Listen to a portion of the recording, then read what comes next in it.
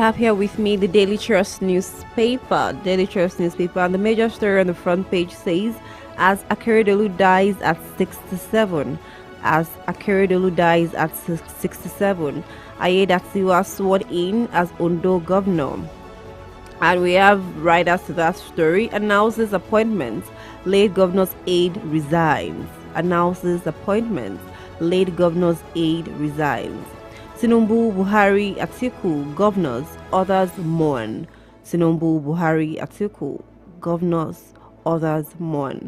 Tributes as ex-speaker Gali Nahaba buried in Kano.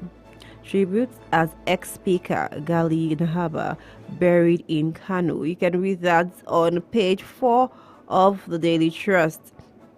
Moving away from that, beneath the nameplate, it says mishandling of CBN investigation reports can create distrust, panic, says experts. Mishandling of CBN investigation reports can create distrust, panic, says experts. And we have one right at that particular story. Apex Bank assures the depositors safety of funds. Page 23 as the full details. Edo 2024, Obaseki slashes Shaibu's budgets. Deputy Governor insists on competency. Edo 2024, Obaseki slashes Shaibu's budgets. Deputy Governor insists on competency. Page 13. How cyber attacks exposed Nigerians' IT security vulnerability in 2023.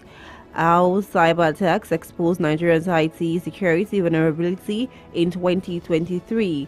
Page 20 as the story. And beneath that, we'll see bandits always a step ahead of government, says Sultan.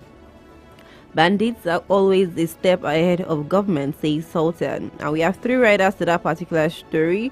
Embrace peace, stop killings, Shetima tells Plateau people. Embrace peace, stop killings, Shetima tells Plateau people.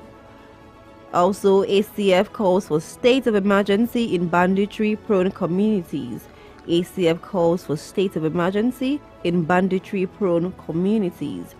Northern reps seek support for victims.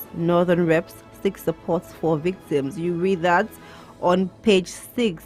And that's all on the front page of the Daily Trust newspaper.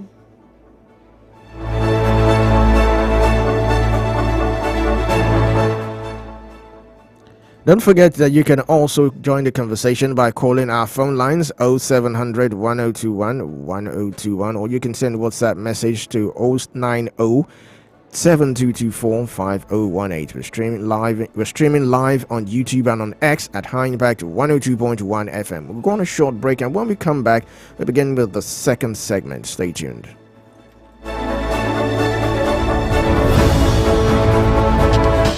Put a touch of class and finesse on your brand by advertising with us at High Impact 1021 FM. For more information, call 0706 393 5694, 0915 958 1881, or 0902 745 3931. Follow us on our social media platforms at High Impact 1021 FM. Our deals are hotter than the weather itself.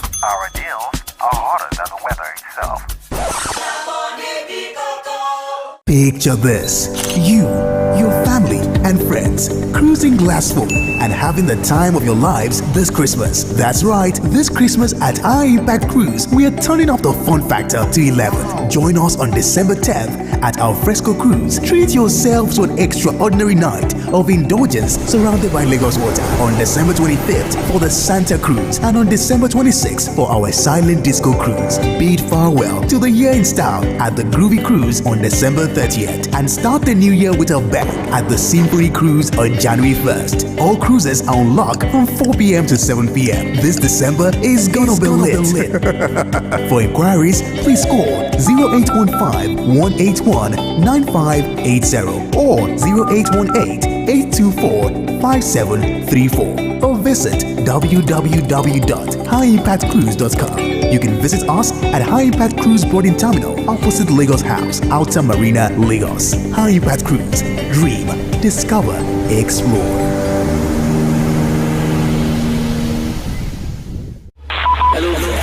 Join us Mondays to Fridays, 7:05 a.m. for newspaper reviews, headlines, analysis, and comments on your urban lifestyle station. High Impact 102.1 FM.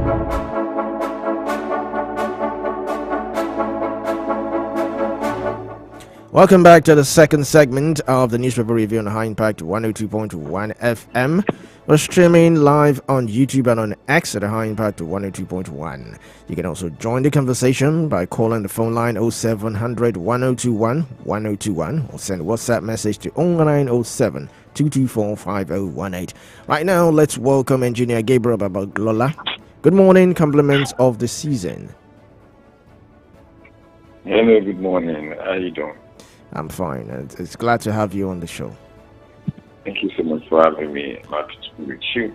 All right. Let's start off. Of course, you're aware of the sad demise of the governor of Ondo State, Arakunrin Rotimi Akeredolu. What came to your mind yesterday when the story broke yesterday? Let's start with that. Well, it's a sad one. It's after a huge battle with cancer. One would think that after all the prayers that the whole nation prayed for him, and after all the fight, that he finally lost the battle. So it's a sad story.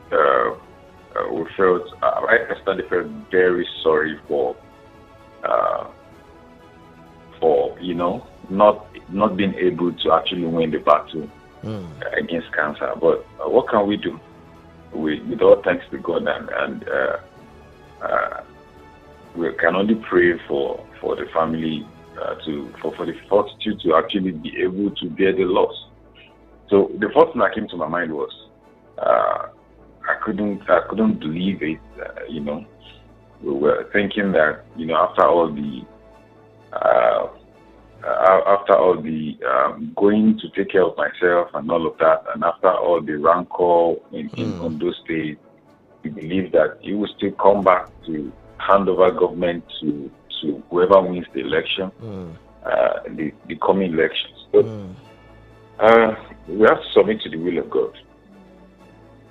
All right. Also, let's not dabble into this too much, but there's this some sort of how? Okay, let me put it this way: how would Aiyedatiwa take over the mantle of government?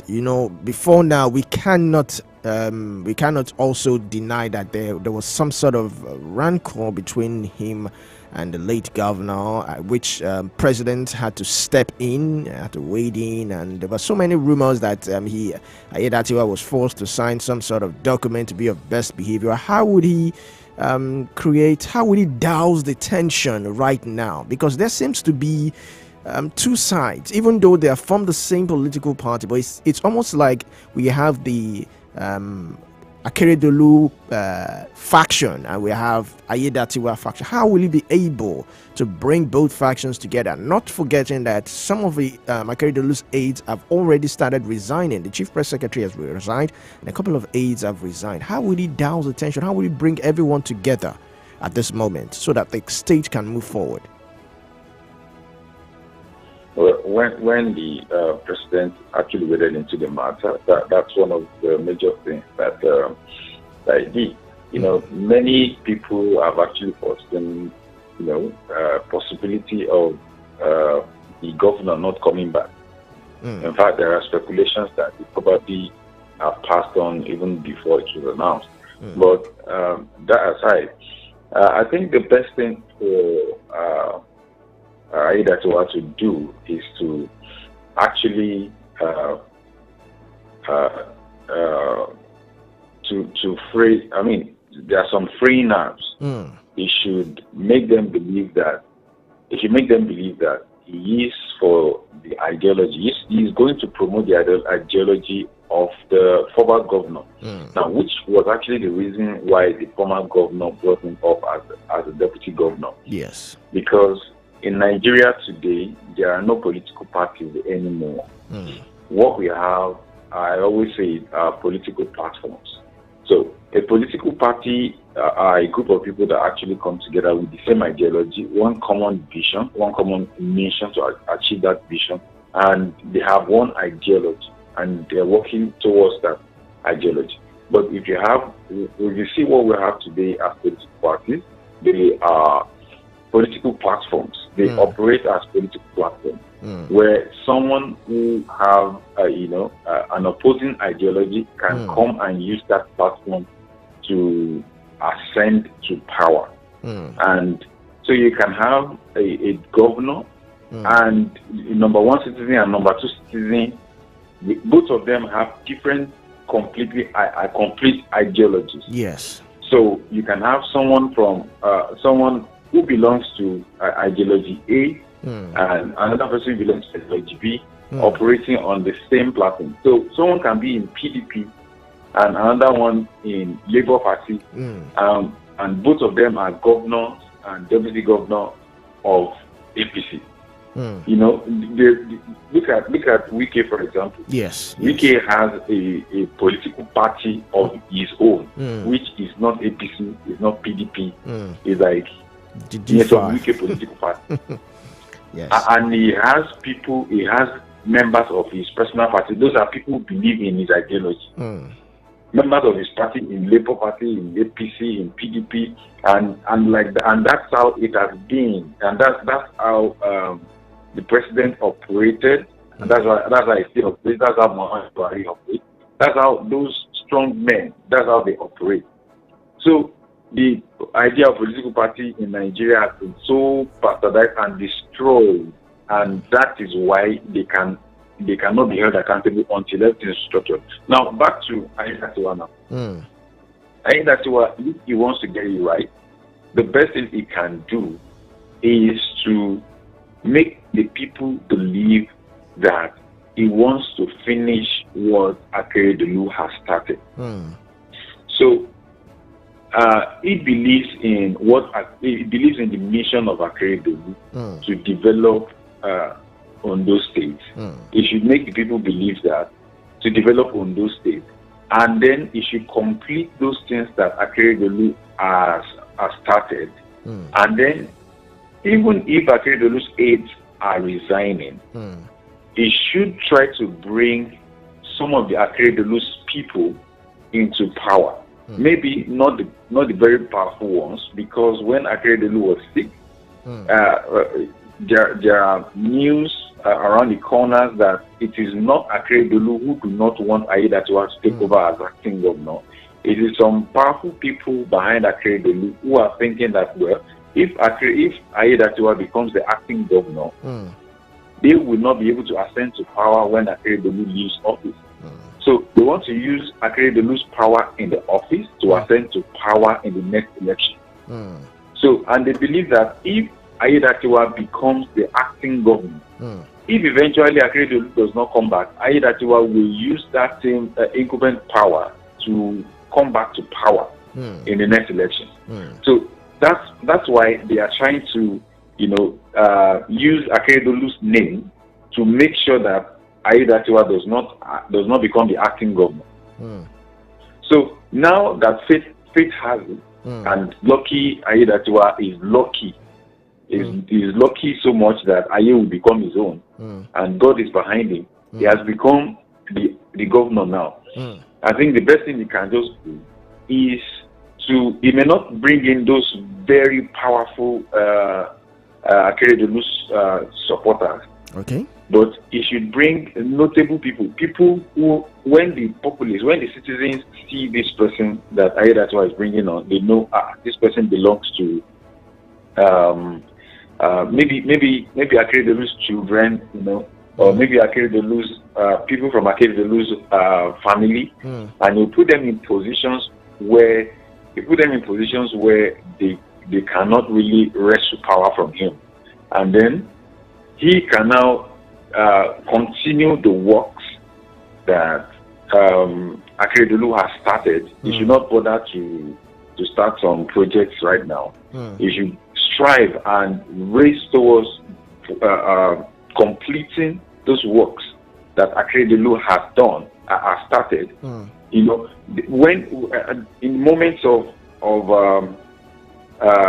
completion of those projects, and when you want to assign those projects, when you want to launch those projects, and you bring in people like the president, you know, to commission projects, and in those places you can now you can drive your message into the heart of the people that we are launching this project, we are commissioning it for our former governor, and by the time you commission about 5 projects within the space of 5 months, it would have been driven into the people's heart that Aida Tiwa is fighting for or is working towards the cause of Akeredolu, and any hatred towards Aida Tiwa among the people will be so minimized. And then coming the next election, it will not be hard for him to win the upcoming elections. All right, thank you very much. Let's quickly move on to Plateau State. Now, the federal government has vowed to get justice as the Inspector General of Police has ordered a squad to go after the killers. What are your thoughts looking at Plateau? The death toll now has gone to about 195. Yesterday it was about 155, and we're not even sure if the death toll would increase. But the federal government is assuring for justice for victims of the Plateau attack. So what are your thoughts? Do you think that the security apparatus in the country is well equipped enough to go after these perpetrators? Well, it's not well. Before we go to being equipped, we can talk about being structured. If you don't have a good structure, no matter how you try to equip that structure, it's not going to work. So I think the security architecture is not well structured, and of course, yes, it is not well equipped. And this is another dent in the white garment of President Bola Ahmed Tinubu's administration. You know, when it started, the first day in office, subsidy removal, the hardship, and it's fighting harder by the day. And then with the sweet message of relief that the Port Harcourt refinery is coming up, you know, we are hoping that those hardship will reduce. Then this coming up again, you know, underscores the fact that successive administrations have not really found a solution to these menace, and it is because of the structure. Now, going away from that, I don't want to over hammer on that structure and restructuring, because that is the only way out. If the security architecture is not restructured, the entire country needs to be restructured, actually. But if you cannot overhaul everything at the same time, the security architecture needs to be restructured. Nigerian policing needs to be restructured. So away from that. Now, response to, you know, things like this by security personnel is too poor. It's just too poor. It's appalling. The vice president was there on Wednesday. That means about 2 or 3 days after the menace. 2 or 3 days after. That's about 72 hours. If the vice president could go there in about 72 hours, and these whole killings happened for about 48 hours. So what is stopping a rapid response squad of policemen or joint task force from getting there within 24 hours of this happening? And they began to complain about the security chiefs were talking about the terrain. But you should have security men that have been stationed in fact, not that they should have.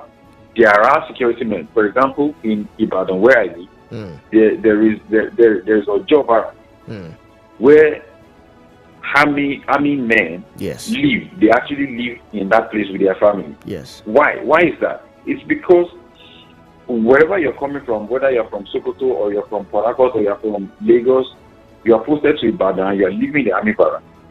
You are living there so that you can acclimatize, so that you can, know the place where you are policing, so that you can know the city where you live, you can know the state. So you can't be posted to Oyo State and something is happening in Ogbomoso, and you are saying because of the terrain you can't be there within 24 hours. 24 hours, that's a whole day. So if security men, police, civil defense, soldiers, and all of that, if they are posted in Plateau State and they can't get to a place, and these assailants were moving from village to village, yes, about to the extent that they crossed the border of a local government to another local government. And security operatives are saying that because of the terrain, they could not get there for 48 hours. It's looking like it's intentional. I'm not saying it's intentional. Of course, it is not intentional, but it is looking like that. So, and the primary reason we have a government is to secure our lives. Even if we have 1 million refineries and oil and petrol is sold for one naira per liter, and our lives are not safe, who is going to enjoy the dividends of democracy? Yes. So the government needs to, number one, restructure the security architecture and then equip them and then mandate them, give them mandate. If our future president is in that in those two local governments where those people killed, where those people killed over 190 people now. Now, who is going to be accountable for the life of our future president that has been killed, our life of our future entrepreneurs, our life of our future governors, future educationists?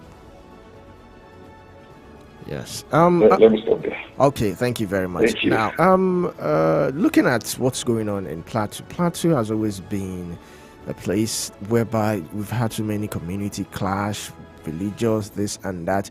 I know in the southwest we have a security network known as Amotekun. I know in the east they have, I think, Ibubuagu, and I think in the north they have this.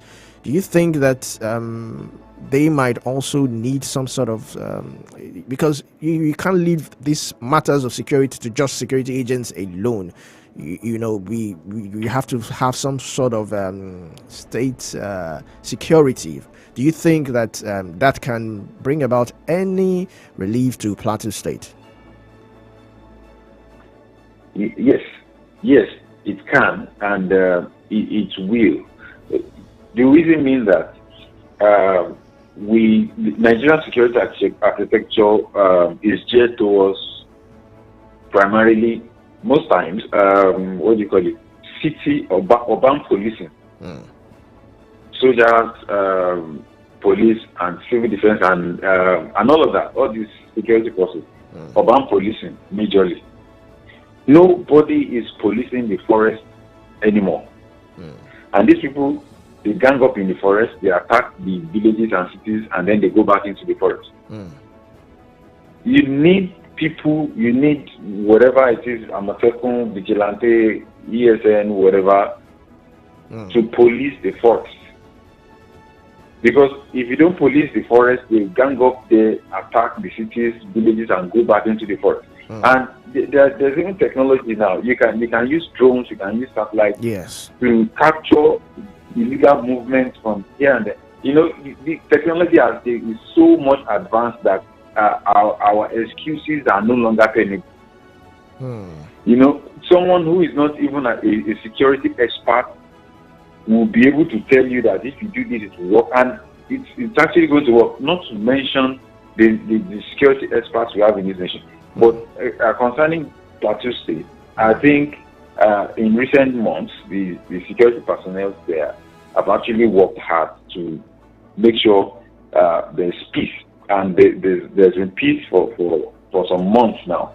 Even though that place has been known for this kind of violence over time, but in recent months there has been peace, and these people actually they took advantage of the peace that have been available for some time, which has caused the people and the security agencies to maybe relax, that actually caused this to catch them unawares. So we must quit trying. We must stop the idea of we are trying our best.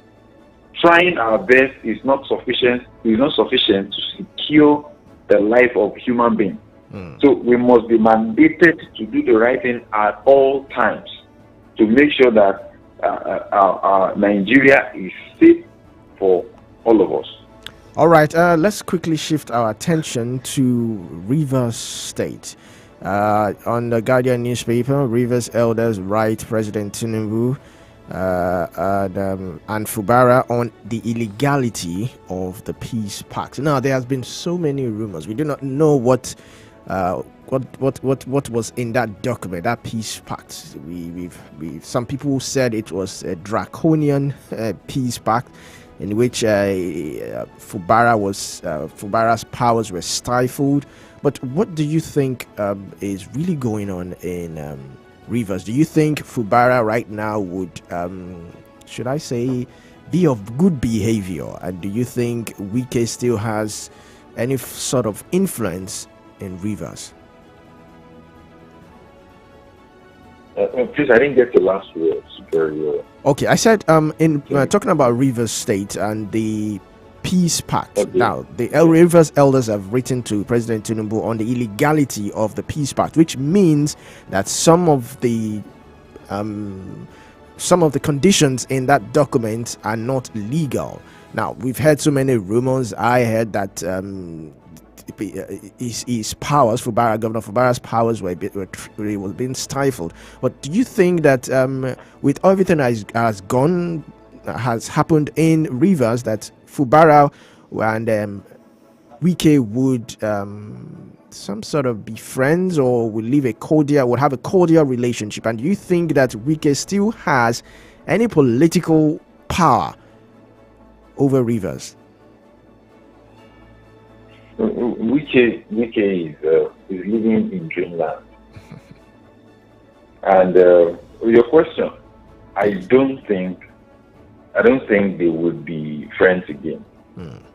They may be friends in front of the camera, but I don't think they'll be real friends again. Just as Wike and Amici are never going to be friends again. So I think Nemesis is just catching up with Wike and he doesn't know it. And he thinks he's being deceived by APC that are giving him the gene of politics. He's a powerful person, but absolute power corrupts absolutely. Yes. And there are ways by which power can corrupt you. One of the ways by which power can corrupt you is to think that you have more power than you actually do. So that way, that power is corrupting you. Power can corrupt you to actually embezzle money. Power can corrupt you to corrupt the nation, to corrupt the populace, to corrupt society. But it becomes worse when power corrupts you to think that you are more powerful than you actually are. So when that power is being whittled down, you don't know it. And when that power is being confronted by a higher power that you thought was a lower power to you, it will take you down quickly. And Wike is the people of Rivers State have actually gone back from Wike, and just as he took over from Amici and he whittled down Amici's power in Rivers State, even though Amici was powerful in the central government. Now Wike is powerful in the central government, but in Rivers State, the only hope that Wike has to take Rivers State from Fubara is that President Bola Ahmed Tinubu will declare state of emergency. That is the only hope. That's the only way left for Wike to take Rivers State from Fubara. Because via other means, he has hauled in every chaos he has into the ring, and Fubara has responded with a higher chaos. And using their chaos, throwing their chaos into the ring, we have seen that Fubara has a higher hand, being the executive governor of Rivers State. So the only remaining hope he has to take Rivers State from Fubara now is that President Bola Ahmed Tinubu will declare state of emergency because the peace park, Fubara is praising Tinubu not because it comes from his mind, from his heart. He's only playing politics just to make Tinubu feel good about him. Because he can't confront Tinubu head on the way he's confronting Wike. So, but the people of Rivers State, the major stakeholders, the traditional rulers, the elders, they are interested in Fubara, and they are sick and they are tired of Wike's antics. So Fubara and Wike, I don't think they're going to become friends anymore. And Wike winning Rivers State, I think he has lost Rivers State, and his only hope of getting Rivers State back illegally is to make the president declare state of emergency and take the reins of power from Fubara, which I think the president is a wise man. He's trying to tread softly. Yes. And he's trying to address the issue wisely, as a wise man that he is. All right, thank you very much. Thank you very much for the powerful discussion. Thank you. We're glad that we had you this morning, and we hope to hear from you again. Thank you so much for having me. I'm grateful. You're welcome.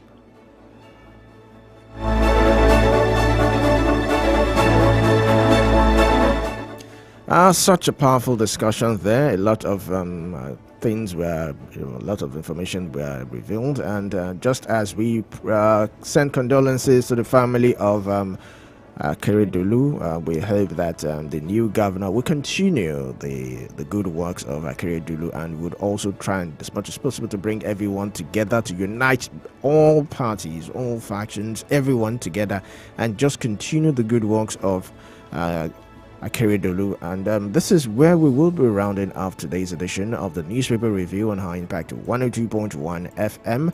I am Olumide Shokoya. Enjoy the rest of your day. And I am Oluwatomi Owoborode. Join us Mondays to Fridays, 7:05 a.m. for newspaper reviews, headlines, analysis, and comments.